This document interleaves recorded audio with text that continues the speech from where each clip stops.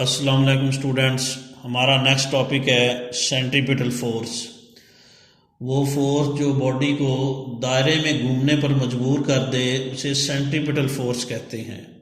या वो फोर्स जिसकी वजह से बॉडी इस तरह सर्कल में मूव करना शुरू कर दे वो सेंट्रीपिटल फोर्स कहलाती है। अगर हम सेंट्रीपिटल फोर्स नहीं लगाएंगे तो बॉडी कभी भी सर्कल में इस तरह रिवॉल्व नहीं कर सकती। तो सर्कल में जब बॉडी घूमती है उस पर एक फोर्स लगानी पड़ती है, तब सर्कुलर मोशन होती है और वो फोर्स सेंट्रीपिटल फोर्स कहलाती है। उसका फार्मूला यहाँ पर हमने डिराइव करना है। अगर हम सेंट्रीपिटल फोर्स नहीं लगाएंगे तो बॉडी कभी भी सर्कुलर मोशन नहीं कर सकती। तो सर्कुलर मोशन करने के लिए सेंट्रीपिटल फोर्स ज़रूरी है और वो फोर्स जो सर्कुलर मोशन के लिए ज़रूरी हो उसे सेंट्रीपिटल फोर्स कहते हैं। सेंट्रीपिटल फोर्स लगाएंगे तो सर्कुलर मोशन होगी, वरना नहीं होगी।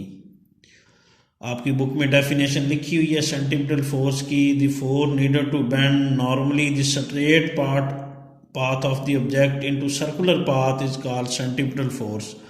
वो फोर्स जो बॉडी के सीधे रास्ते को नॉर्मली दायरे में तब्दील कर दे, सीधे रास्ते को दायरवी रास्ते में बदल दे, उसे सेंट्रीपिटल फोर्स कहते हैं।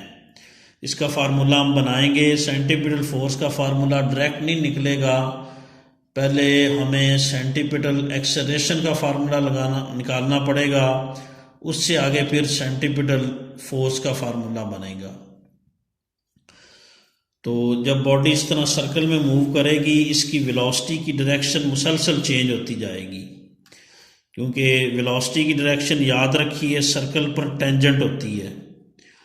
तो यानी यूं करके अगर बॉडी मौजूद है यहाँ पे पॉइंट ए पे, तो यहाँ उसकी वेलोसिटी की डायरेक्शन इधर होगी सर्कल पर टेंजेंट। क्योंकि जैसे हम एक पत्थर को रस्सी से बांध के घुमा रहे होते हैं तो सेंट्रीपिटल फोर्स लगा रहे होते हैं, पत्थर फर्द करें यहाँ पर, वो हम सेंट्रीपिटल फोर्स लगाना बंद कर दें, उसे छोड़ दें, वो सीधा इधर चला जाएगा। तो वेलोसिटी की डायरेक्शन हमेशा यूं करके सर्कल पर टेंजेंट होती है, ये पीछे भी आपको बताया था। यहाँ भी वेलोसिटी की डायरेक्शन सर्कल पर टेंजेंट होगी। टेंजेंट एक ऐसी लाइन होती है जो किसी सर्कल को एक पॉइंट पे टच करती है। यहाँ जैसे वेलोसिटी v1 है, यहाँ वेलोसिटी क्या कहते हैं v2। तो वेलोसिटी की डायरेक्शन बदल गई, पहले इधर थी फिर इधर हो गई। हमने थर्ड चैप्टर में पढ़ा था कि वेलोसिटी एक वेक्टर क्वांटिटी है, अगर इसकी मिकदार बदल जाए फिर भी हम कहेंगे कि वेलोसिटी बदल रही है, अगर इसकी डायरेक्शन बदल जाए फिर भी वेलोसिटी वेरिएबल होगी। और जब वेलोसिटी तब्दील होती है तो एक्सेलरेशन प्रोड्यूस होता है। ये वाला एक्सेलरेशन जो यहाँ वेलोसिटी की डायरेक्शन के बदलने से बन रहा है, याद रखें बॉडी ये सर्कुलर मोशन कर रही है, इसकी वेलोसिटी की मिकदार नहीं बदल रही, डायरेक्शन बदल रही है। यहाँ वेलोसिटी की डायरेक्शन इधर है, यहाँ इधर है, यहाँ आ जाएगा तो वेलोसिटी की डायरेक्शन क्या हो जाएगी, इधर हो जाएगी। मुसलसल वेलोसिटी की डायरेक्शन बदलती जा रही है और वेलोसिटी की डायरेक्शन के बदलने की वजह से वेलोसिटी तब्दील हो रही है और वेलोसिटी के तब्दील होने की वजह से यहाँ जो एक्सेलरेशन प्रोड्यूस हो रहा है वो सेंट्रीपिटल एक्सेलरेशन है। तो इस लिहाज से भी याद रखिएगा कि जब बॉडी सर्कुलर मोशन करती है तो उसकी वेलोसिटी की डायरेक्शन हर पॉइंट पे बदलती जाती है। वेलोसिटी की डायरेक्शन बदलती है तो वेलोसिटी बदलेगी और वेलोसिटी के बदलने से एक्सेलरेशन प्रोड्यूस होगा। और न्यूटन सेकंड लॉ के मुताबिक एक्सेलरेशन उस वक्त तक प्रोड्यूस नहीं होता जब तक फोर्स ना लगे।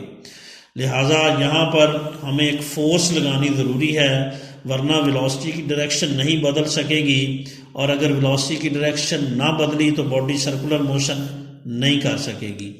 तो यूं करके सर्कुलर मोशन के लिए एक फोर्स लगाना ज़रूरी होती है और ये फोर्स सेंट्रीपिटल फोर्स कहलाती है। और इस फोर्स की वजह से यूं करके जो वेलोसिटी की डायरेक्शन बदलती है उससे जो एक्सेलरेशन बनता है उसे सेंट्रीपिटल एक्सेलरेशन कहते हैं। तो पहले हम सेंट्रीपिटल एक्सेलरेशन का फार्मूला निकालेंगे, फिर सेंट्रीपिटल फोर्स का फार्मूला बनेगा। फर्ज करें बॉडी यहाँ पर पॉइंट ए पे है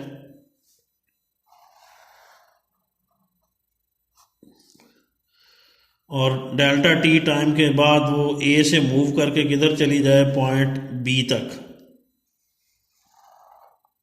फर्ज करें इस फिगर में बॉडी पॉइंट ए पे है और डेल्टा टी टाइम के बाद वो ए से किधर मूव करके चली जाए बी तक, तो ए से बी तक जाते हुए ये जो एंगल यहाँ बन रहा है वो फर्ज करें थीटा है।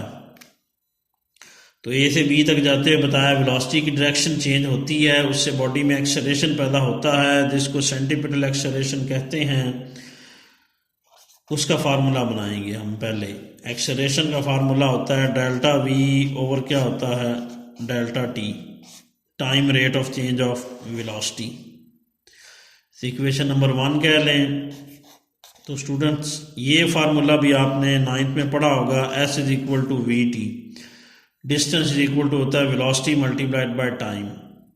इस केस में हमारे पास डिस्टेंस जो है वो यहाँ से यहाँ तक का ये किसके इक्वल है S के।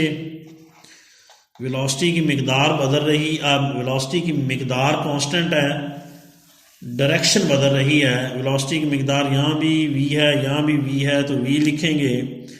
टाइम जो है वो यहाँ से यहाँ तक का कितना है डेल्टा टी है। तो यहाँ से डेल्टा टी की वैल्यू निकाल के यहाँ दर्ज करेंगे, उससे हमें एक्सेलरेशन मिल जाएगा। F is equal to v delta t. तो डेल्टा टी की वैल्यू बनेगी यहाँ से S ओवर v, ये v इधर आकर डिवाइड करेगा, डेल्टा टी की वैल्यू S ओवर v बनेगी। ये हम इक्वेशन 1 में पुट करेंगे, यहाँ पे डेल्टा टी की जगह। तो a आ जाएगा, डेल्टा v वैसे आ गया, नीचे डेल्टा t है उसकी जगह ये वैल्यू पुट करेंगे S ओवर v। ये v दूसरे बटे में है, ऊपर जाकर मल्टीप्लाई करेगा, a की वैल्यू बनेगी v डेल्टा v ओवर क्या होगा s, v ऊपर जाके मल्टीप्लाई करेगा, v डेल्टा v ओवर क्या होगा s होगा। ये इक्वेशन नंबर 2 बनेगी। यहाँ से हमने एक्सेलरेशन निकालना है। तो यहाँ से डेल्टा v की वैल्यू निकालने के लिए हम यहाँ पर जो ट्राइंगल बनाएंगे, ये बताया था कि पॉइंट ए पर वेलोसिटी की डायरेक्शन यूं करके सर्कल पर टेंजेंट है, इधर है, ये v1 है। पॉइंट B2 पे B पे वेलोसिटी की डायरेक्शन भी सर्कल पर टेंजेंट होगी, वो इधर है, फर्ज करें आगे तक कर दें। ये कौन सी है वेलोसिटी v2 और इधर वाली क्या है v1। ये भी याद रखिएगा कि v1 और v2 की डायरेक्शन मुख्तलिफ है। यहाँ वेलोसिटी की डायरेक्शन इधर है, यहाँ वेलोसिटी की डायरेक्शन इधर है। पीछे बताया कि वेलोसिटी यूं करके सर्कल पर क्या होती है टेंजेंट होती है। वेलोसिटी की डायरेक्शन मुख्तलिफ है, वेलोसिटी की मिकदार बराबर है। ये याद रखिएगा कि वेलोसिटी की मिकदार बराबर है, जितनी वेलोसिटी की मिकदार v1 पे है, जितनी वेलोसिटी की मिकदार v1 की है उतनी v2 की है। 1 और 2 इसलिए कहे गए कि डायरेक्शन मुख्तलिफ है। तो ये v1 वेक्टर है, ये v2 वेक्टर है, इनको रीड्रा करेंगे हम यहाँ पर, यानी v1 को इधर रीड्रा करेंगे,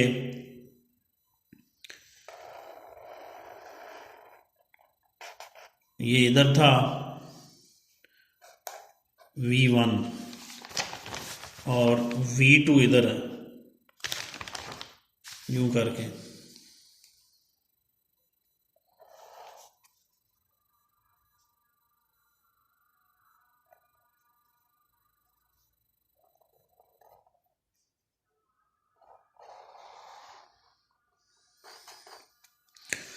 ये दोनों की लेंथ बराबर होनी चाहिए, जितनी v1 की उतनी क्या होनी चाहिए v2 की।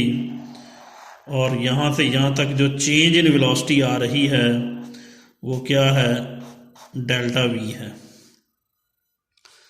आपकी बुक में ये बताया हुआ है कि यूं करके जो एक लाइन ड्रा करनी है PQ,